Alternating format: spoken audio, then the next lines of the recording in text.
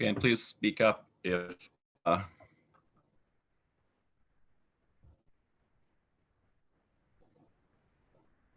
if you have any questions. Interrupt me, especially if the picture goes bad or anything else. Okay, so let's see. Our first one is page 150, number 20. And okay, that's a bit of a mess. So we're supposed to basically give the domain, the critical numbers, and the number line to determine the intervals on which f is increasing and decreasing, use the first derivative test, and all that stuff. There's 4 different parts. Number 20, which has this function, f of x equals x squared minus 4 divided by x squared minus 1. Okay, and the first thing I do when I look at this function is I want to factor out the polynomials here. If I have x minus 1 and x plus 1, and on x squared minus 4, I have x minus 2 and x plus 2. So my function here, I can figure out when the function is 0, is when the top is 0, and I can find where the function, well, blows up and doesn't exist when the bottom is 0. You can't divide by 0. So first off, the domain is any number I can stick in. And so those are all the x's such that I don't blow up the bottom. So as long as x is not equal to 1 or not equal to minus 1, then we're okay. So that's one way to write down the domain is in set builder notation. It's a set of all x's. This line means such that the x is not equal to these 2 different values, the minus 1 or 1. So in other words, it's the whole real number line except for minus 1 and 1. Those are bad spots. Okay, so throw those 2 away and we're good. So that's part A. Part B, let's see, we have to find the critical numbers of f. Okay, well, this is a mess because, so the critical numbers are where the derivative is 0 or does not exist. So I'm looking to find, I have to find the derivative first. And that's a mess to take the derivative of. This is bad enough, but I'll do this one first. So I have to use the quotient rule. I have to take the bottom, the denominator of the fraction, numerator and denominator, top and bottom. To take the bottom times the derivative of the top is 2x minus the top times the derivative of the bottom is also just 2x, all divided by the bottom squared. Okay, and so now I need to find out where is this, the critical numbers are, and that's where the derivative is 0. So I set this equal to 0. And I also want to know the critical numbers are where the bottom is 0. So the critical numbers are the x values where the bottom is 0. We found the bottom is just this one squared. And so it's just the same factoring. And so it's just, again, when x equals 1, this is 0 squared.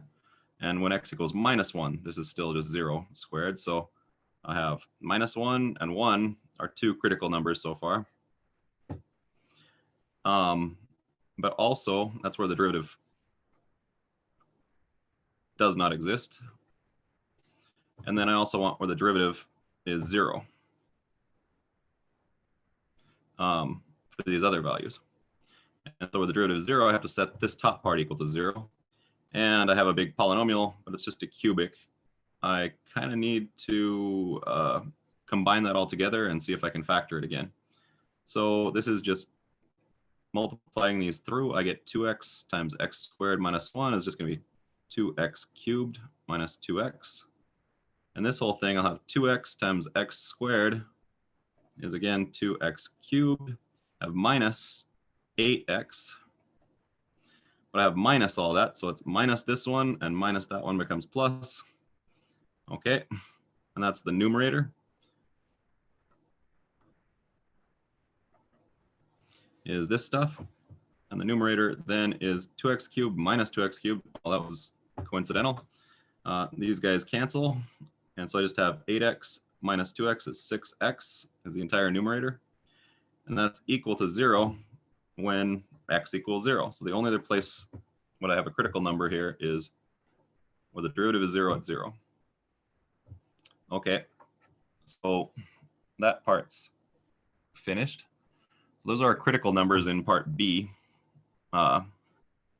Here's the answer. And part C, create a number line to determine the intervals on which f is increasing and decreasing. Okay.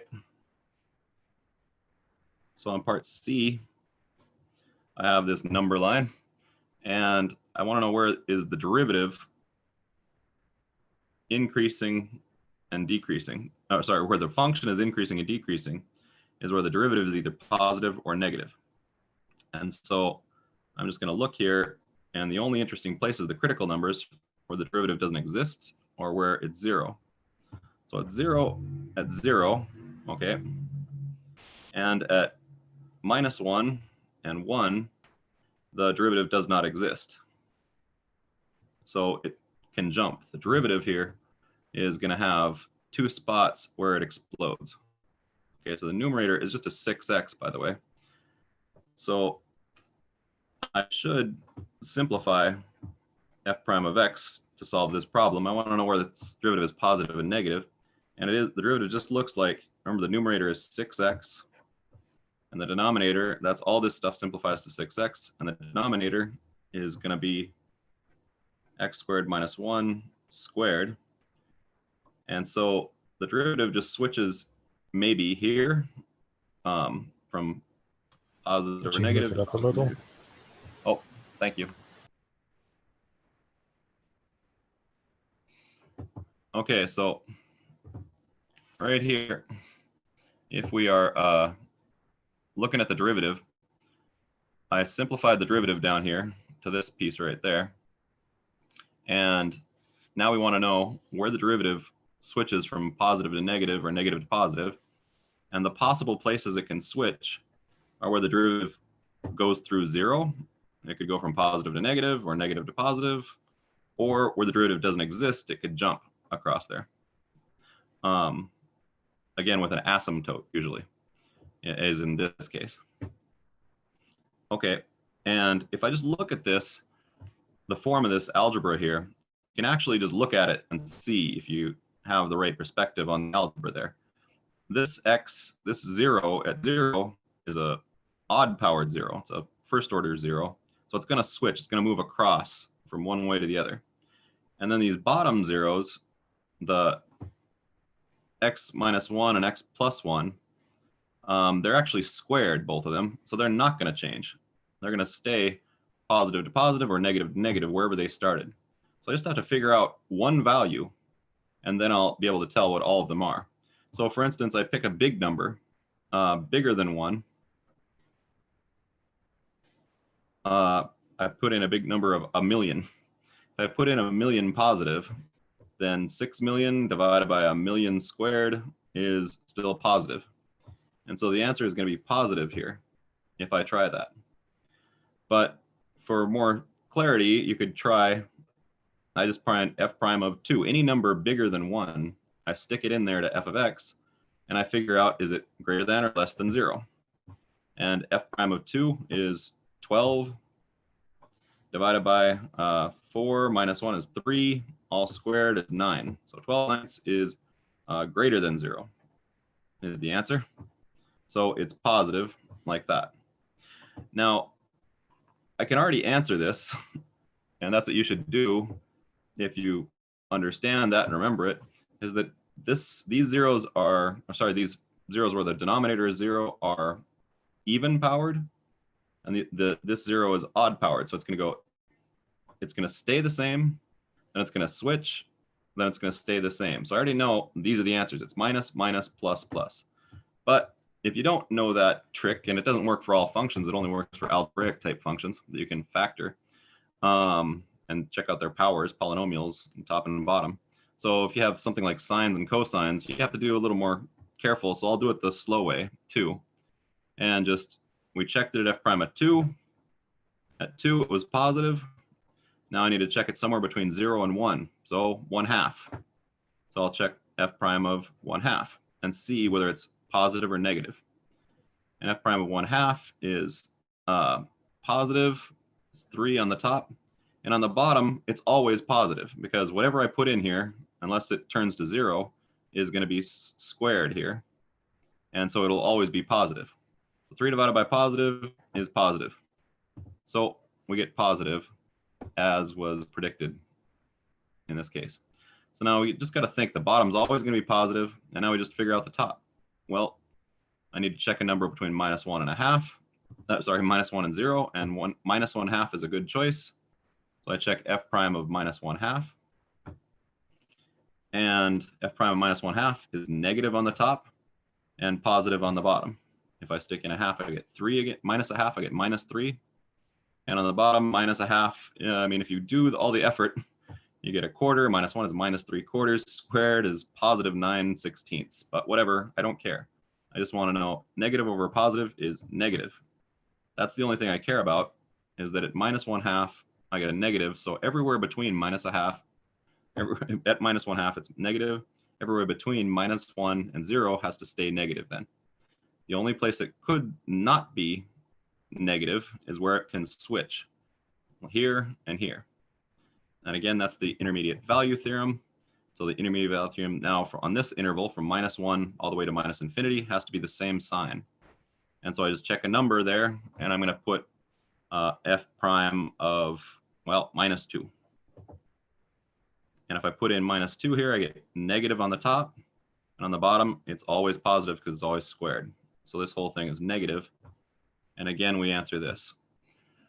So the question was, create a number line to determine the intervals on which f is increasing and decreasing. And that's what this does. Where the derivative is positive here and here, then the function is increasing. Where the derivative is negative here and here, the function is decreasing. So the answer is f is increasing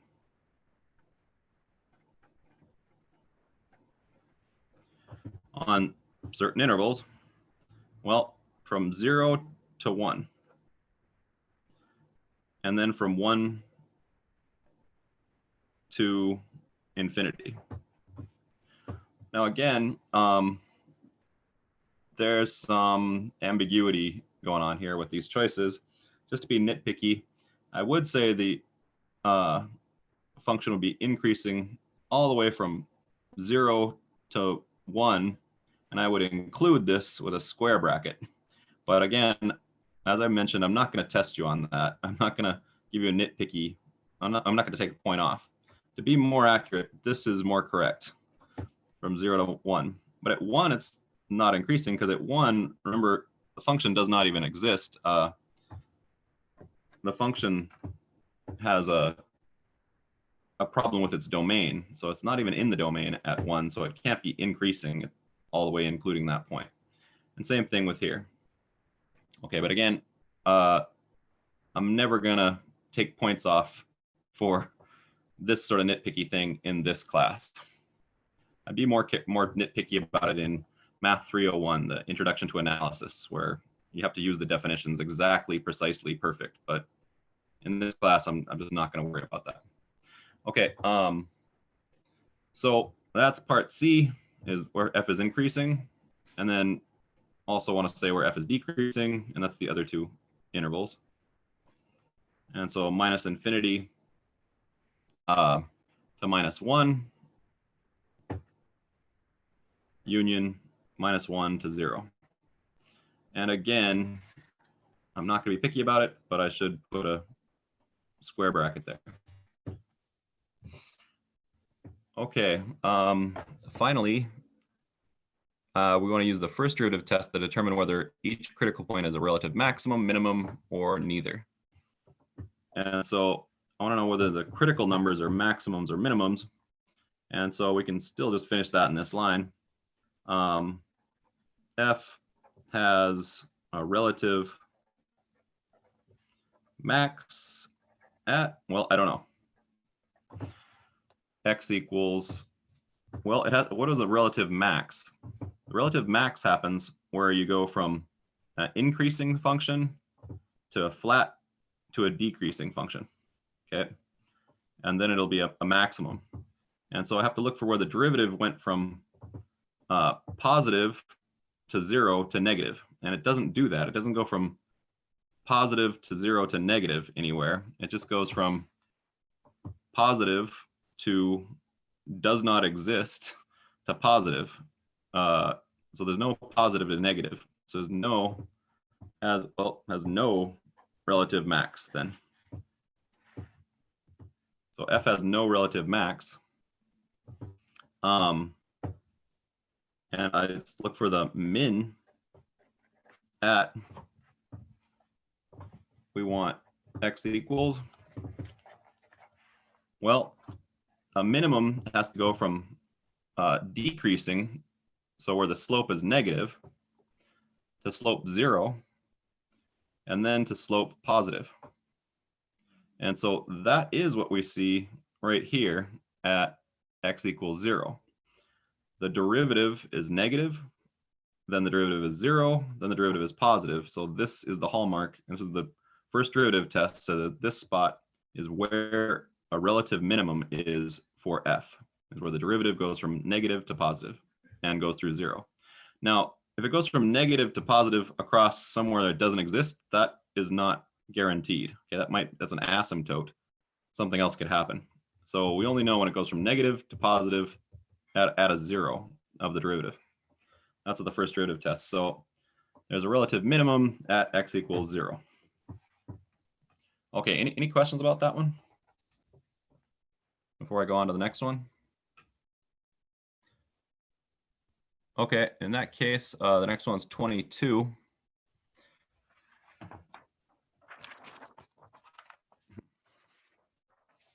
I typed up the question on the chat box. Oh, you typed out a question? Yeah.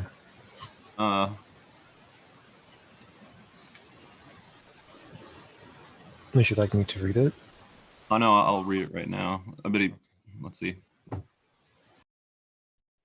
So Troy is asking here, when is it better to use the quotient rule rather than the product rule when treating denominators as if to use the -1 power? So it's a good question. I mean, it's a complex question. It's a difficult question. I don't have an opinion about that. If you, either way you can do it, will get you to the same place. So when, it's a complex question that most people won't even understand. So that's okay. But here I took the derivative and I used the quotient rule. And there was this trick that some people know that I don't teach in this class, but some people know you can just treat the bottom like x squared minus 1 to the -1 power.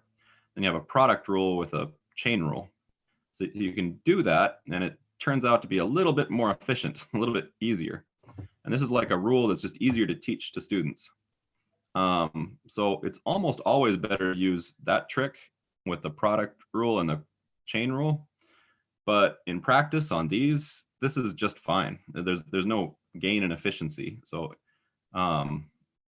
I'd say there's not a good answer. And also the good news is you shouldn't worry about it because basically in the simple problems that we use here in this class, either one will work just fine. There won't be a big gain in efficiency either way.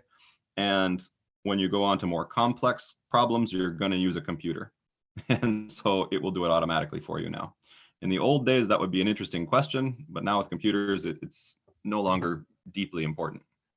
So interesting question for a mathematician, not interesting for an engineer. All right, thank you. Oh, yep, you bet. Okay, so let's jump to the next one. Let's see, 22.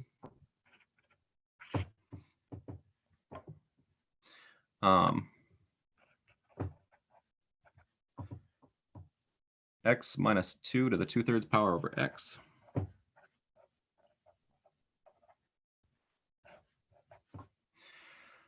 Okay, so the same problem. So we're looking to try to figure out where the maxes and mins are according to the first derivative thing. So I'm not going to go through A, B, C, D all carefully. Okay, forget that. Let's just, we did that last time where we talked about the domain, and the domain in this case is all the numbers that I can put in. And so those are interesting, but they're in the background. Our real goal is part D here. We're really looking for just where do I find the maxes and mins? And in order to do that, as we did last time, I have to sort of make that number line. I have to do all these things, but I'm not going to be so slow about explaining it again this time. Okay, so, but again, the domain is, I can't use zeros. So 0 is not in the domain anymore, so it can't be our max or min. And in the top, can I put in negative numbers? Can I put in something that's negative? Well, when you have fractional powers, you need to worry about that. But in this case, cube roots, you can always take the cube root of any number, positive or negative.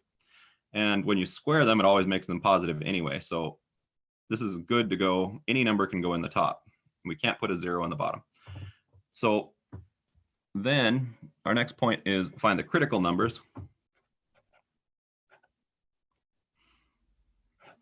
And so we're looking for the x values that are critical numbers. And well, first 0 is sort of critical. Okay, it's not.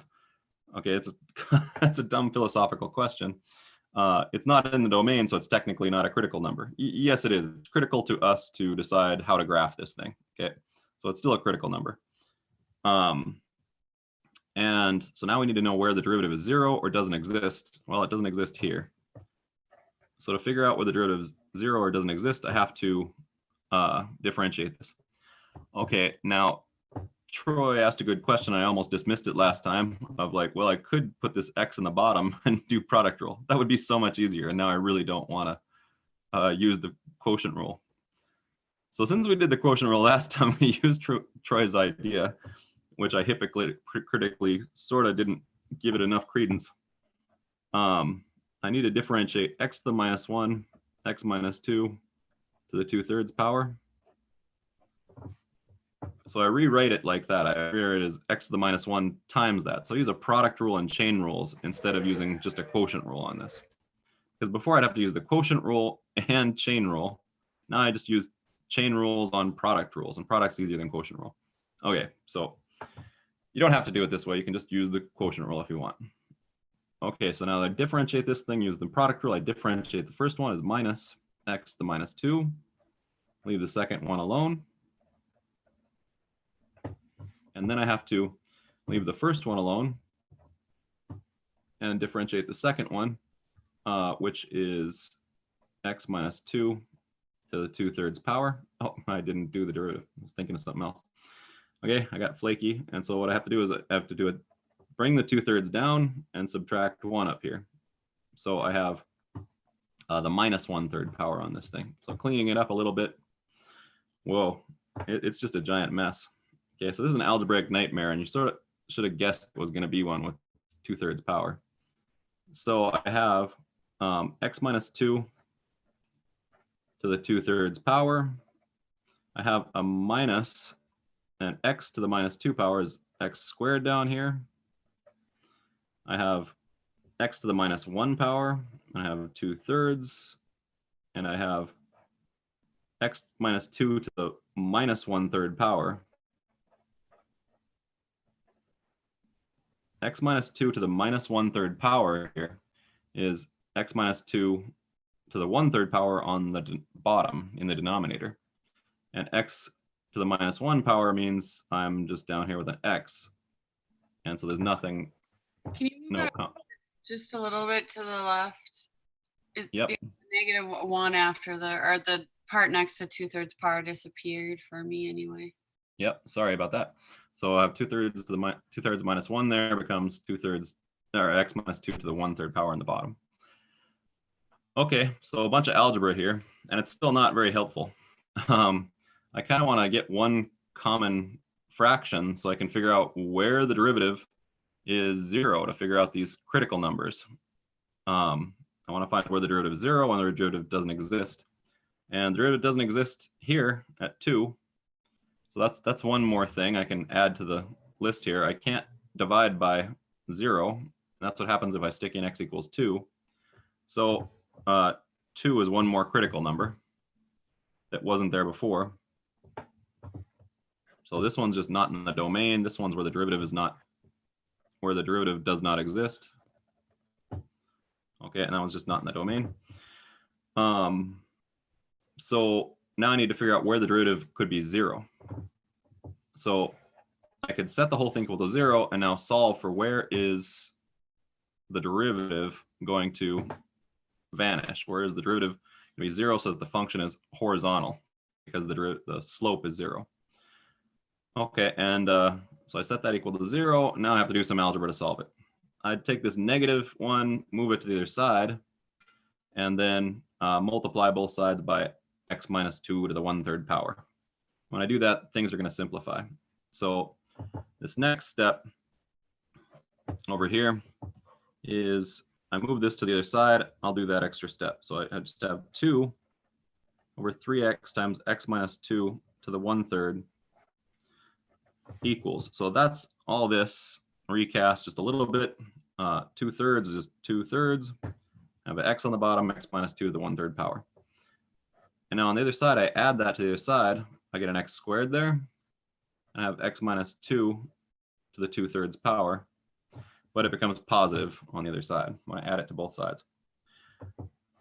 Okay. So now I've got that situation. And the next step that I'm going to do is to multiply both sides by this stuff. And that cleans everything up. I have the x minus 2 to the 1/3 power times the same x minus 2 to the 2/3 power becomes x minus 2 to the 1 power. Because it's 2/3 power plus 1/3 power. So it's just 3/3 power. And on the other side, I have a 2 over 3. And I still have an x that I have to multiply both sides by.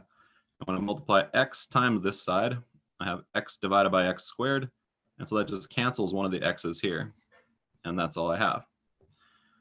Okay, well, that's fine. Next step is I'm going to multiply both sides by x. And so I just have 2/3 x equals x minus 2 to get the fractions gone, clearing the fractions. And finally, I am going to put all the x's on one side. And so I move the 2/3 x to this side. I get x minus 2/3 x is 1/3 x. And I move the 2 to the other side by adding 2 to both sides. And so I have 1/3 x on the right, 2 on the left. Okay, and finally, I multiply by 3 on both sides, and I have x equals 6. And so that's my solution. That's where, oh, it's one more critical number, is x equals 6, and that's where the derivative equals 0. Okay, so these are all my critical numbers, 0, 2, and 6. So that part C is the crucial part here, is I need to draw the number line and put in the critical values, 0, 2, and 6. So those are the x values that we care about. Those are where the derivative here is either 0 at 6 or does not exist at 2 and 0. So at 0, the function doesn't even exist, so the derivative doesn't exist. And at 2, the derivative doesn't exist, even though the function does exist. So how can it be that the derivative exists, or derivative does not exist at 2, but the function does exist at 2? Well, what happens with these fractional power functions, like to the 1/2 power is square root. This is the 2/3 power, or you could do the 5/6 power or something like that. Any fractional power, you have to be concerned that the derivative might not exist, like it happened here, that it was actually, you're dividing by an extra spot, And what that meant is you divided by 0. And generally, when you divide by 0, if the top's not 0, then the bottom is 0. Then that means as you approach it, it goes to infinity. So what is the derivative doing when, what is the slope doing when the derivative goes to 0? Well, the angle is going bigger and bigger and bigger to positive infinity. You hit this vertical spot. And that's what's happening at this particular spot when I have the 2/3 power, is at x equals 2, the slope becomes infinite. And so I have this spot where the function exists, and it looks like this or like this. The function exists, but the derivative goes vertical. Okay, so that's what's happening near x equals 2. And so that's what we see here on our number line, is the derivative doesn't exist at x equals 2. At x equals 2. Derivative 0 here. And so these are our possible places that we're interested in. Everywhere else, the derivative does exist. It's just 0, 2 don't exist. And here the derivative is 0. So every other place is just either going to be all positive or all negative, thanks to the intermediate value theorem again. Okay, so now I just have to test each of these spots. Or again, if you know the algebraic way of doing it, you can just test one and you're done. So I'm going to do it the slow way, because the fast way leads me to errors all the time. But that's how I do math, is I make many mistakes and then just go back and fix them. I'm just comfortable surfing the waves of mistakes that I make all the time. Okay, so let's just check a number. I'm going to check a big number, some number bigger than 6. I'm just going to put in x equals 10, I guess. If I was smart, I'd probably pick something better, but like for instance, the numbers you want to stick in are the numbers where you can actually calculate the derivative and get a good number. So I want to take the cube root of some number. So instead of getting a decimal, I'm going to pick some number that I'm going to get a whole number for. If you want to get a decimal number, fine, just stick it in your calculator, whatever your preference is. For me, I like to just look at the answer and know what it is. So a little bit of prevention is worth a lot of cure. Okay, so the idea is we're going to stick in x equals something that will make this 8. So if I stick in x equals 10, and that was a good guess anyway, I picked 10 because we're in decimal systems. But so let's put x equals 10 is a good number to stick in here. So I am going to pick x equals 10, f prime of 10, and I see that if I stick a 10 here, I get 2/3 over 10 times 8 to the 1/3 is 2. So over there, I've got 2/3, 1 over 10 times 2. So, yikes, that's awfully small. I'm running out of space here. So I'll do one of those calculations in a large way so you can see it. So f prime of 10 is, if we do our function, it's minus 10 minus 2 is 8 to the 2/3 power divided by 10 squared plus 2/3 1 over 10 times 10 minus 2 to the 1/3 power. Now, I don't really care what the number is. I just want to know, is it positive or negative? So I don't have to actually complete this and get the perfect answer. But if you want to stick it in your calculator, that's fine. But I'm just going to look at it here. We have minus 8 to the 2/3 power. 8 to the 1/3 power is 2. And then I have to square it, which is 4 over 100 here. Plus 2/3 times 10 is 2 over 30. And then I have 2 when I get 8 to the 1/3 power. So I have minus 4 over 100 plus 2 over 60. Okay, so that wasn't very easy. Minus 4 over 100 plus 2 over 60. And I still don't even know if that's correct. This is 1 over 30. And 2 over 50. Negative 2 over 50. Minus 1/30. So stick it into a calculator and you're going to get 1/25 negative and 1/30 positive. So that whole thing is negative. So the end result is negative unless I did my arithmetic wrong in my head. Okay, so that's all I cared about. After you stick it in your calculator, you get a positive or negative, we get negative. Okay, now I'm not going to go through this for all of them again. I'm just going to jump to the answer and maybe make a mistake if I do it in my head. But you should carefully do it through each one. Okay, and so now at 0, oh no, mine at 6, we have a place where we got a derivative 0, and it switches across. Boy, the algebra is tricky on that one. But stick in the numbers, I get negative.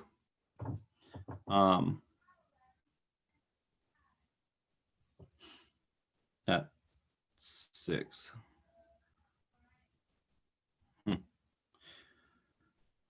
Yeah, I'm sorry as I'm explaining this thing, getting stuck, but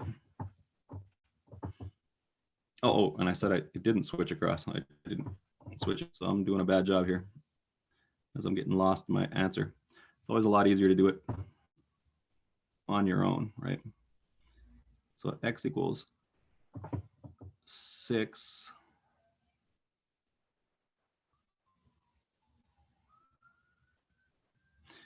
Yeah, that's a mess.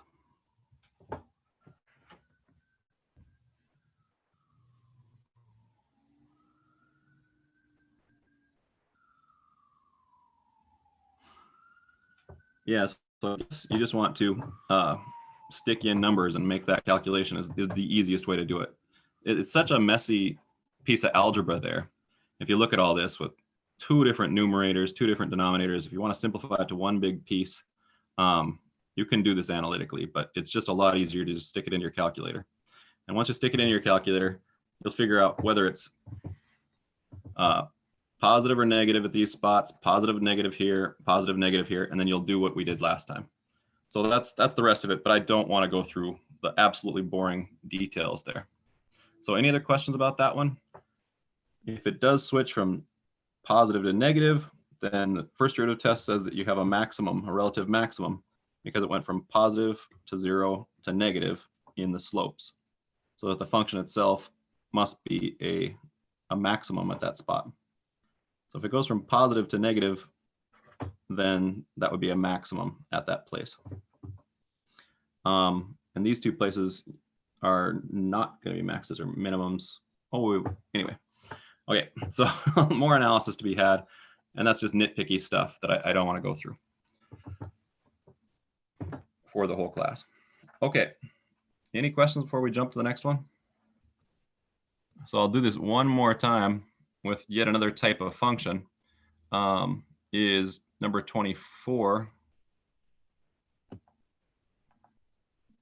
And so, no, not that different of a function. Number 24, yeah, not many people asked about that one either. So I'm going to jump to page 157 then.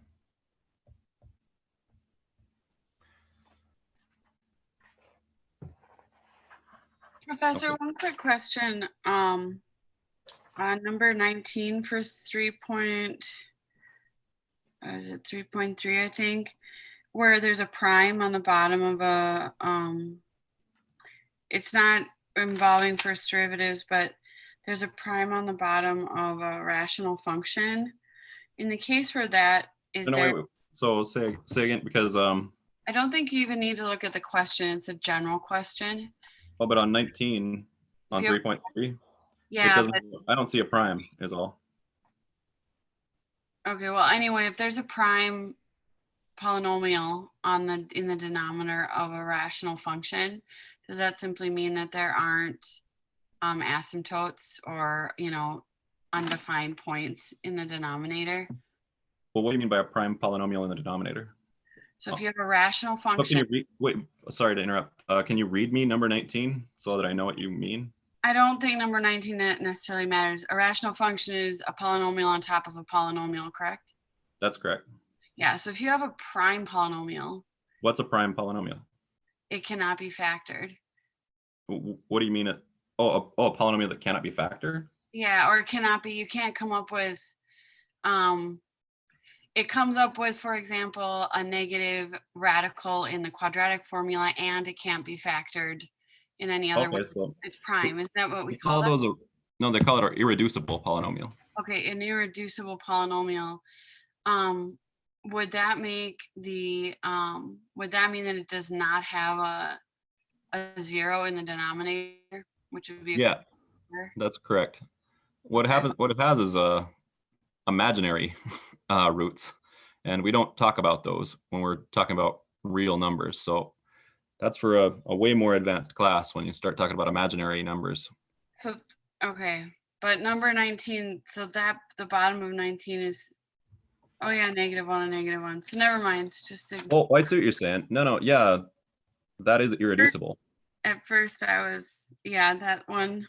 Now that I see it, -1 times -1, it's so simple. But at the time, for some reason, I must have overthought it.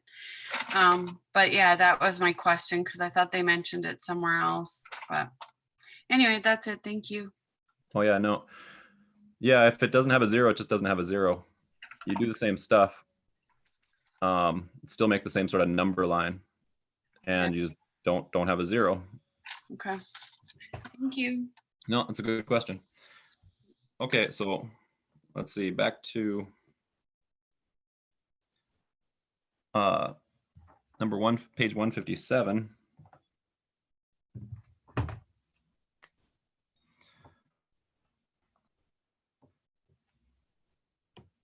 Whoa, my marker just exploded. Okay. Try number 2. So on page 157, I am looking for, I'm going to do number 24.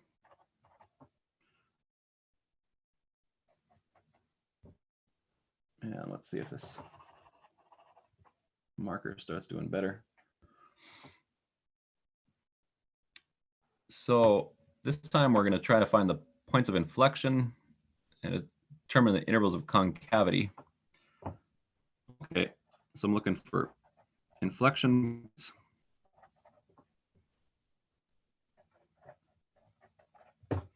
Okay, I'm not super happy about the marker choices I've gotten after destroying my marker. And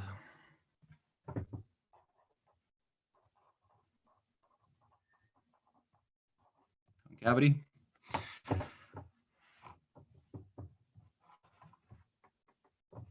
Okay, so, and number 24, it looks like x over x squared minus 1.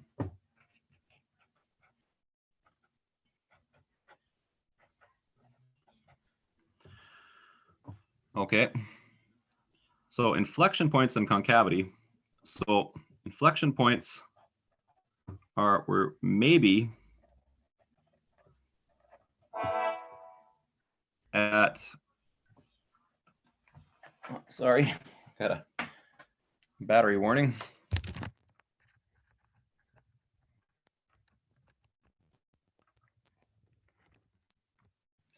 Okay, so the inflection points may be at the places where f double prime equals 0, where the second derivative is 0, then maybe you're going to have an inflection point. So inflection points are just where the concavity switches from positive to negative. So where the concavity switches from concave up to concave down, or from concave down to concave up. So whenever the concavity type switches, then it might be that it is an inflection point. Okay, and so where that can happen is where the derivative switches from positive to negative. And so that has to be where the derivative either is 0 or does not exist.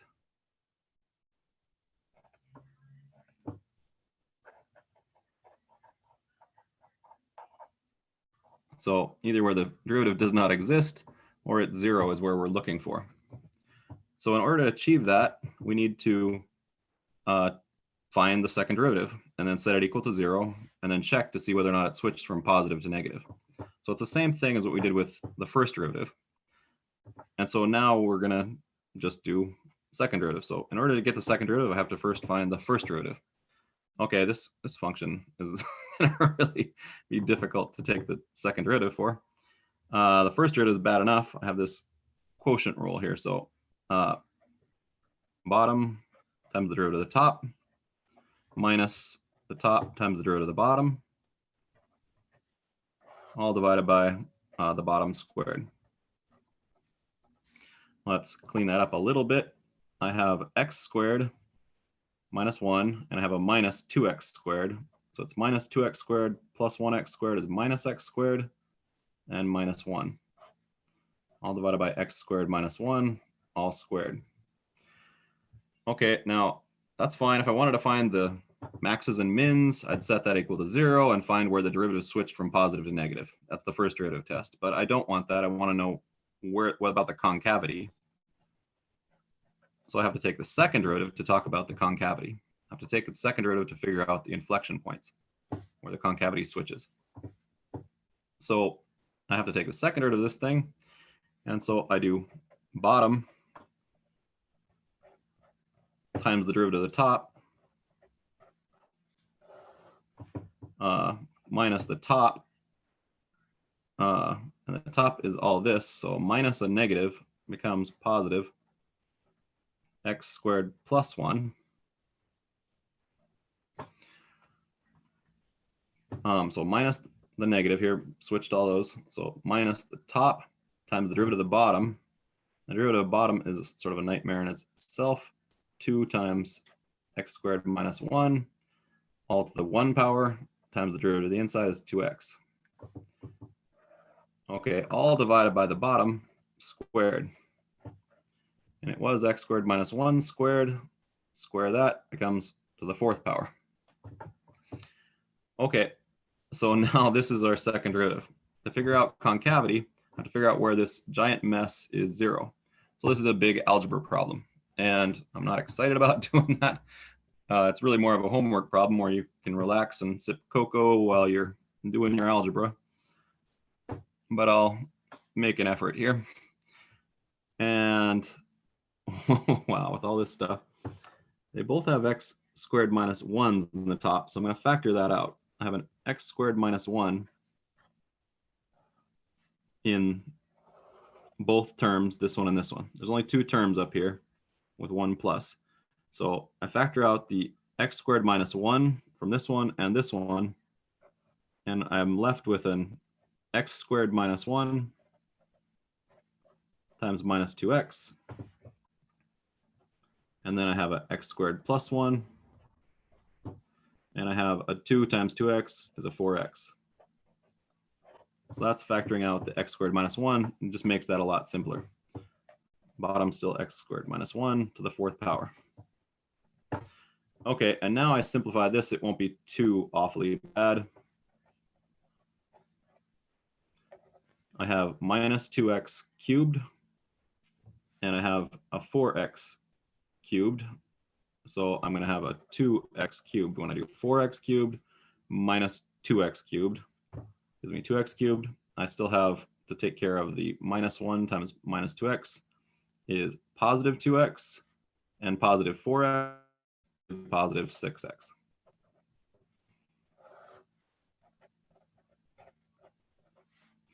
Okay, so that's our algebra.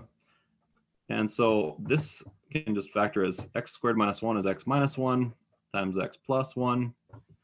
This stuff I can factor out an x from both of these. And then I have 6 plus 2x. And so now I've factored it all into linear terms on the top. And on the bottom I have, again, it's x squared minus 1 is x minus 1 times x plus 1. And it's all to the 4th power. So they're both to the 4th power. Okay, so that's our algebra here. And that was a tough slog through that. And so now that's where the second derivative is all that term. So I want to find where the second derivative is 0. or the second derivative does not exist. So again, I'm just going to go down here and set this whole thing equal to 0 or does not exist. So, and now I can just read it off from all the terms. Second derivative of x equals 0 at x equals, let's see, 1, minus 1, 0, and at x equals minus, if x equals minus 3 times 2 is minus 6 plus 6 is 0, so minus 3. And the second derivative of x does not exist at x equals 1 and minus 1. Okay, so those are our possible inflection points. I have minus 1 and 1, which are the same here, and 0 and 3. So these are our critical numbers. Oh, they're not critical numbers. I'm sorry. That's not critical numbers. That's where our second derivative does not exist. Okay, so these are our possible inflection points. They're critical numbers in a sense for the first derivative. Okay. But we don't use that language, not in this class. Let's just keep critical numbers to be where the first derivative is 0. Okay, so these are our possible inflection points. And now we just need to check on our number line whether or not the second derivative switches from positive to negative at these different spots. So I just have to check it at minus 3. I have minus 1 is an interesting spot, 0, 1. And everywhere else, it's not going to be 0. It's either going to be positive or negative. Okay, and it does not exist at minus 1 and 1. So at these spots, they do not exist. Oh, I've been drawing this whole time under there. Okay, so we're just looking at 1, minus 1, 0, and minus 3. And I'm looking to see where it switches from positive to negative. Okay, and I have a 0 here at minus 3 and a 0 at 0, and then I have does not exist at these spots. Okay, so again, I just want to see where it switches from positive to negative, and that would be an inflection point. So I'm just going to do one of these. If it switches from positive to negative, then it's an inflection point. And so, because we're really pushing on time here. Normally I'd spend 1 hour to do all the questions, and we're about halfway done. So I'm going to start picking it up or skipping more problems. Okay, so on this one, I just want to just check some numbers smaller than minus 3 and between minus 3 and minus 1. So I'm going to stick in a number that, well, I'm not actually going to do that. I'll ask you to do that. I'll just look at this thing and see that all these terms where it switches are all, the bottom is always positive and the top are all linear. So every single one of them, it switches values on all those. So if I stick in a big negative number, a really big negative number, the bottom's positive and the top is negative, negative, negative, negative.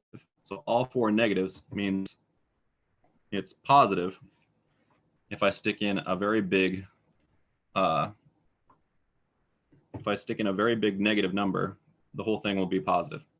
Then it's going to switch to be negative, then it'll switch to be positive, switch to be negative, switch to be positive. That's because these terms are all linear. There's no squaring here, so it doesn't ever switch between the two. If there was a squared term, then it wouldn't switch as you jumped across minus 1, for instance.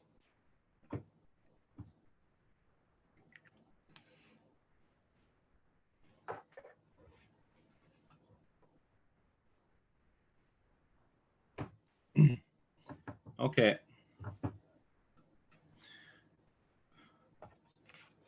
So if there's no other questions, I'll jump ahead and start moving a lot faster.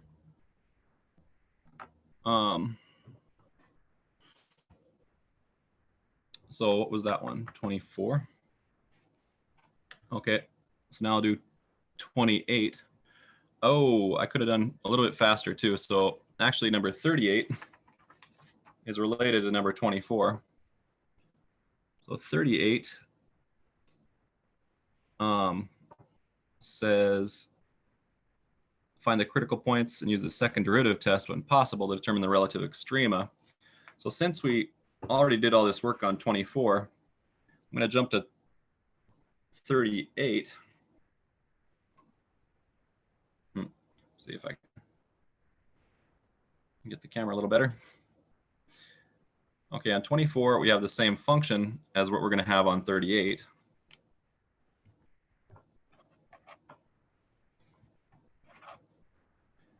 That we are looking for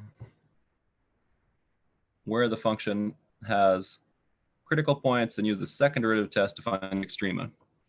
So f of x equals x over x squared minus 1. I want to find the critical numbers and the extrema using the second derivative test.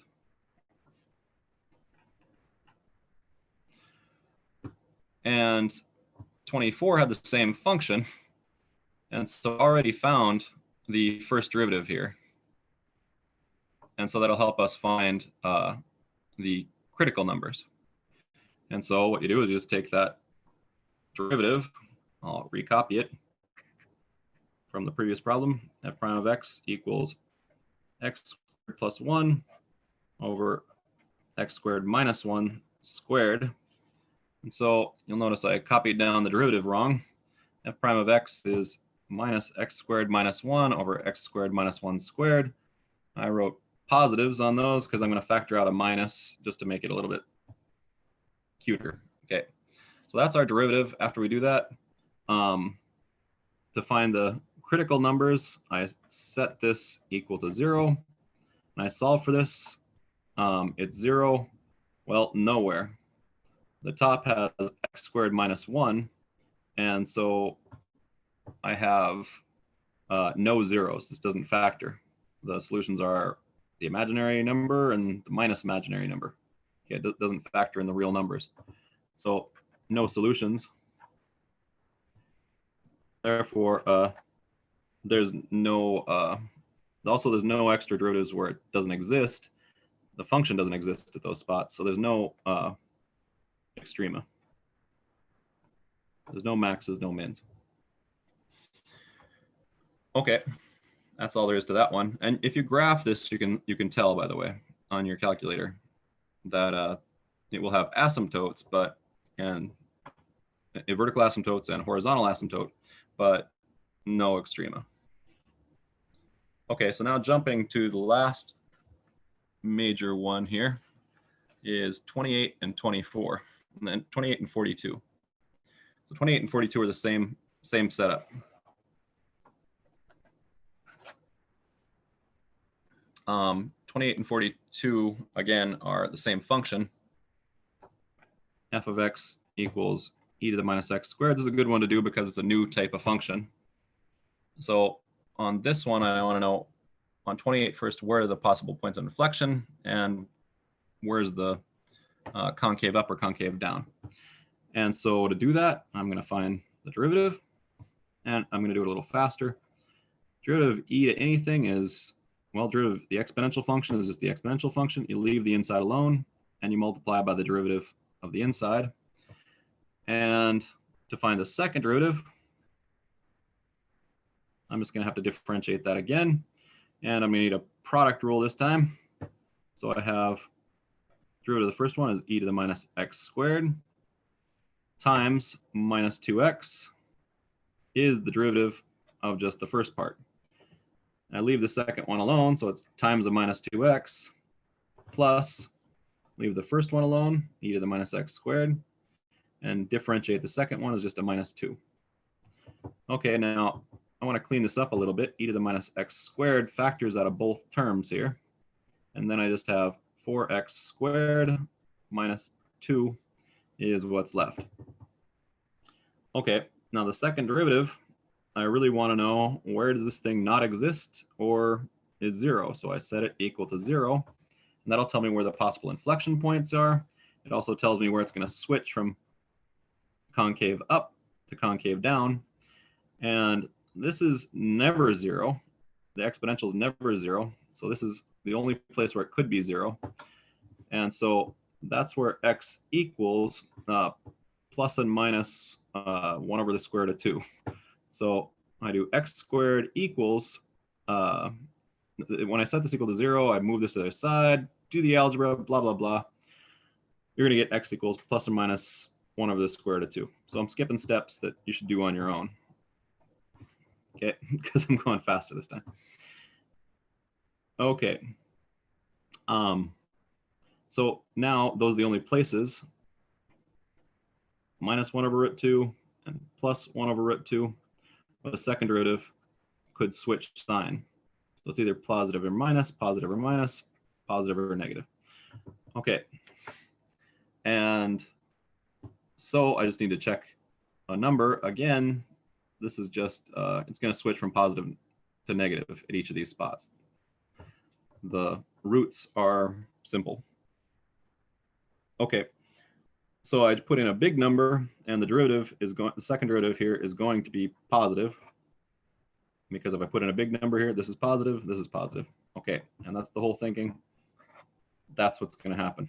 Or you can just check some numbers, as we've done in every problem so far. Okay, and so this part is concave up, this part is concave down, this part is concave up.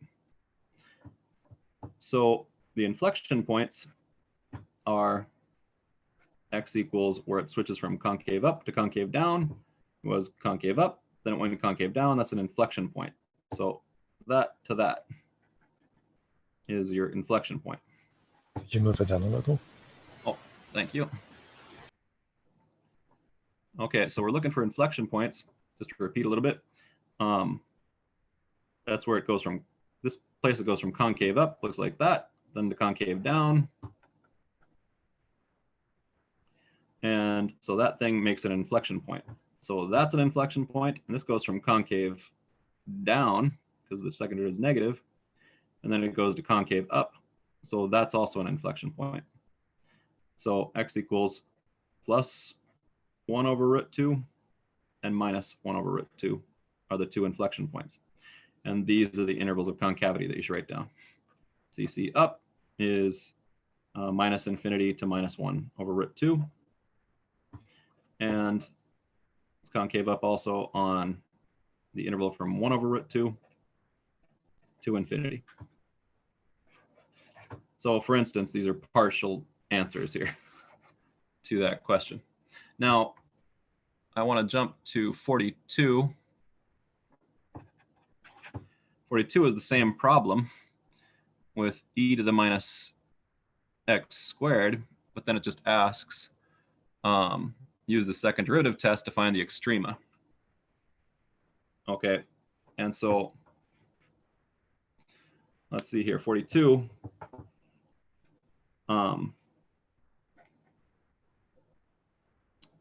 F of x equals e to the minus x squared. And we already calculated that f prime of x is e to the minus x squared times a minus 2x. I set that equal to 0 to find the critical numbers. Where the derivative is 0, that's just where x equals 0, because this part is 0 when I put in x equals 0 times anything is going to be 0, and this is never 0. So that's the only place I can find maybe a max or a min. And that's it.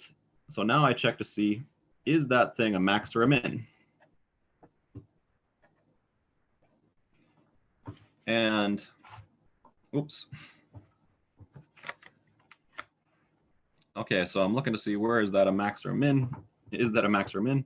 The only place where it was 0. And what I'm going to use this time, instead of the first derivative test, which I could use, the first derivative test is easy on this one. It just is the first derivative switch from positive to negative, and the first derivative is negative for positive values, and it's positive for negative values. So it goes from positive to 0 to negative. So the first derivative test would tell me this one's a max. That's not what I'm doing in this problem. They asked me to use the second derivative test. So the second derivative